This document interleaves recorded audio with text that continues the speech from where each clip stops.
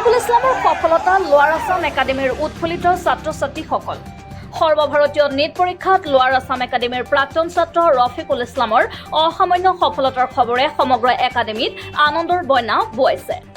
ৰফিকুল ইছলামৰ এই সফলতা প্ৰত্যেক ছাত্ৰ ছাত্ৰী আৰু শিক্ষকৰ বাবে এক গৌৰৱময় মুহূৰ্ত হিচাপে পৰিগণিত হৈছে। লোৱাৰ আছাম একাডেমীৰ ছাত্ৰ ছাত্ৰীসকলে ৰফিকুলৰ এই সাফল্যক উদযাপন কৰি ক'লে যে তেওঁলোকৰ বাবে ই এক প্ৰেৰণাৰ উৎস। এতিয়া তেওঁলোকে নিজৰ লক্ষ্যত উপনীত হোৱাৰ বাবে অধিক উদ্যম আৰু কঠোৰ পৰিশ্ৰমৰ বাবে অনুপ্ৰাণিত হৈছে। ৰফিকুলৰ এই সাফল্যত একাডেমীৰ শিক্ষক তথা কৰ্মচাৰীসকলেও নিজকে গৰ্বিত অনুভৱ কৰিছে। তেওঁলোকে জানিবলৈ দিছে যে ৰফিকুলৰ একাগ্ৰতা আৰু নিষ্ঠাই এই সফলতাৰ মূল চাবিকাঠি। একাডেমীৰ অধ্যক্ষও ৰফিকুলক শুভেচ্ছা জনাই আগলৈও এনেদৰে আগুৱাই যোৱাৰ বাবে অনুৰোধ জনাইছে। এই সাফল্য লোৱাৰ আছাম একাডেমীৰ নাম উজ্বলাই তুলিছে আৰু অনাগত দিনত আৰু অধিক ছাত্ৰ ছাত্ৰীক সফলতাৰ পথত আগুৱাই যাবলৈ উদ্বুদ্ধ কৰিব বুলি আশা কৰিছে।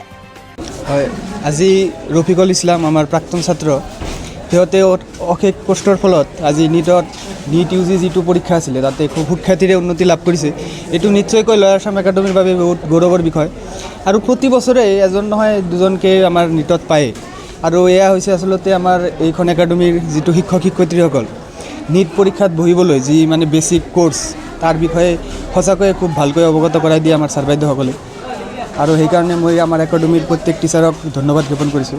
আৰু যিবোৰ প্ৰাইভেট শিক্ষানুষ্ঠান আছে আপোনালোকে যথেষ্ট প্ৰত্যাহ্বানৰ সন্মুখীন তেওঁলোকে আপোনালোকে সফল লাভ কৰিছে। ইতিমধ্যে ফলাফল আমি দেখিছোঁ।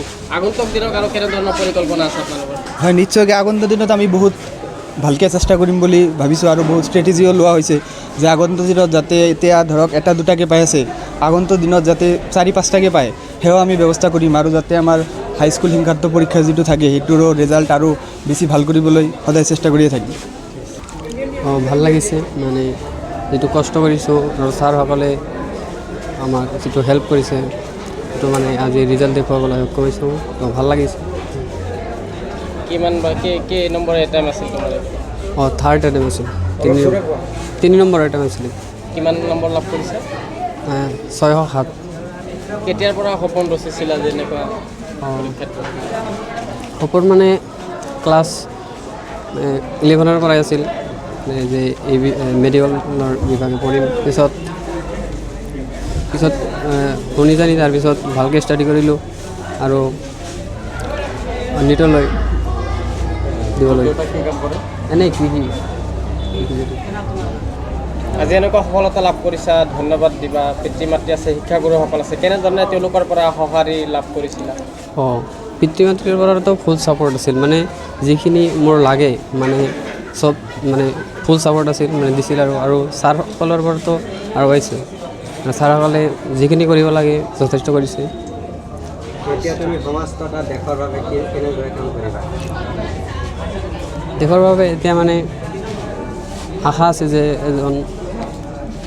ভাল এজন ডক্তৰ হ'ম আৰু সকলোৰে সেৱা কৰিম, এইটো আশা আছে।